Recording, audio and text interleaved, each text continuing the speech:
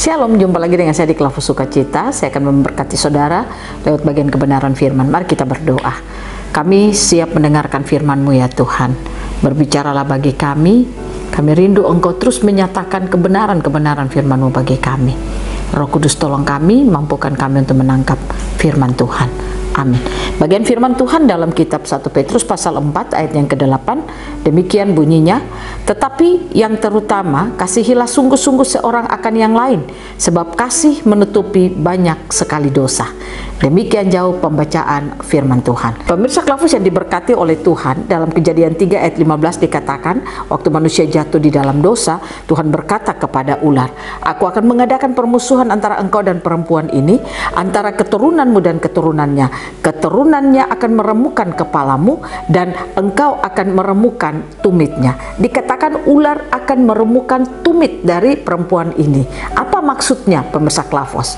Bahwa ini gambaran ular itu akan selalu menghantui setiap kita, atau dia akan membawa setiap orang untuk jauh dari Tuhan, tetapi dia tidak menyerang dari depan, tetapi dia akan menyerang dari belakang. Tumit ini menggambarkan sesuatu yang dikerjakan ular tidak akan pernah diketahui oleh manusia, dan tanpa manusia sadari dia telah melakukan kesalahan. Nah, ini yang perlu kita hati-hati di dalam perjalanan kehidupan kita sebagai orang percaya. Mari kita terus bangun hidup kita dengan Tuhan, supaya kita tidak dapat diremukkan oleh ular itu sendiri. Ular tidak akan pernah mengambil bagian dalam kehidupan kita. Percaya atau tidak saudara, bahwa terkadang kasih itu hilang dari hidup kita. Karena apa? Kita tidak membangun hidup kita dengan Tuhan secara sungguh-sungguh, membuat kita sulit untuk mengasihi.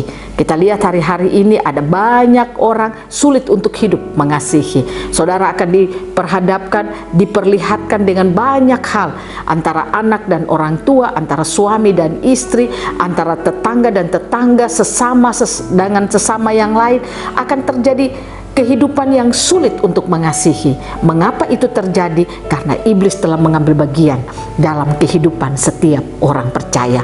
Nah, oleh karena itu, pemirsa Klavus yang diberkati Tuhan, mari kita membangun terus hidup kita di dalam Tuhan. Karena kalau kita membangun hidup kita di dalam Tuhan, maka kita akan mampu untuk mengalahkan dosa di dalam kehidupan kita. Karena dosa itu akan membuat kita tidak mudah untuk mengasihi sesama kita. Kalau dalam 1 Petrus 4 ayat 8 tadi katakan, tetapi yang terutama ialah kasihilah sungguh-sungguh seorang akan yang lain, sebab kasih menutupi banyak sekali dosa. Orang yang hidupnya penuh kasih, dia tidak akan mudah untuk jatuh di dalam dosa. Orang yang hidup di dalam kasih, atau orang yang memiliki kasih di dalam hidupnya, dia akan mampu untuk menang atas segala hal yang terjadi di dunia ini. Nah, oleh karena itu pemirsa Klavus diberkati Tuhan, mari kita hidup memiliki kasih dalam hidup kita. Apa kasih yang kita miliki? Yaitu Yesus Kristus. Yesus Kristus datang ke dunia, dia tidak membawa kasih, tetapi dia adalah kasih itu sendiri. Dia adalah firman yang menjadi manusia. Kalau saudara dan saya menerima dia di dalam hidup kita, maka kita menerima kasih itu dalam hidup kita. Kalau kasih itu ada dalam hidup kita, maka saya katakan, saudara tidak akan pernah bergumul untuk mau mengampuni orang. Kalau kasih ada dalam hidupmu, engkau tidak akan pernah susah untuk engkau mengasihi orang yang melakukan yang tidak baik terhadapmu.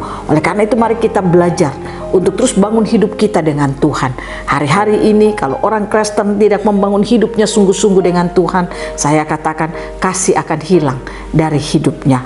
Karena tekanan-tekanan hidup, situasi, keadaan, dia akan diintimidasi dengan segala hal, sehingga kasih itu akan hilang dari hidupnya. Nah, oleh karena itu pemirsa Klavus yang diberkati Tuhan, firman Tuhan mengajak kita lewat surat Petrus ini, ketika Petrus mengajak umat Tuhan untuk bagaimana mereka bisa menang terhadap situasi tekanan-tekanan yang sementara mereka alami. Dikatakan terutama, yaitu kasihilah sungguh-sungguh seorang akan yang lain.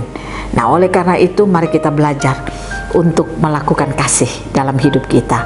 Seperti tadi saya katakan, bagaimana kasih itu dapat kita lakukan, milikilah Kristus di dalam hidupmu, karena Kristus adalah kasih itu sendiri. Ketika engkau memiliki Kristus yang adalah firman itu sendiri dalam hidupmu, maka engkau akan limpah dengan kasih. Engkau akan mudah untuk memberlakukan kasih di dalam hidupmu setiap saat.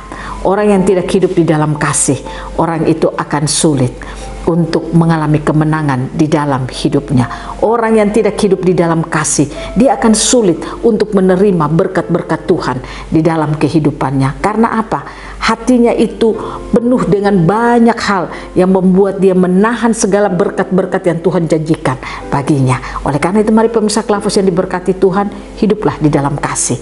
Miliki firman dalam hidupmu, bangun hidupmu terus di dalam Tuhan, bertumbuh dalam kedewasaan Tuhan.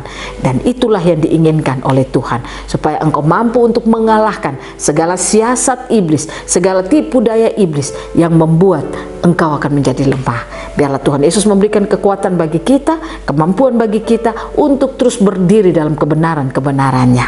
Amin. Mari kita berdoa. Terima kasih Tuhan, kami percaya kasih itu telah kami miliki dalam hidup kami. Kami tidak sulit untuk memperlakukan kasih dalam hidup kami, karena itu sudah menjadi nature-nya kami. Mampukan kami untuk melakukannya di sepanjang perjalanan hidup kami, sehingga iblis tidak mengambil bagian dalam hidup kami. Dalam nama Yesus kami berdoa. Hamba berdoa dalam nama Yesus, Kau berkati kami semua yang mendengarkan firman saat ini. Amin. Shalom, Tuhan berkati kita semua.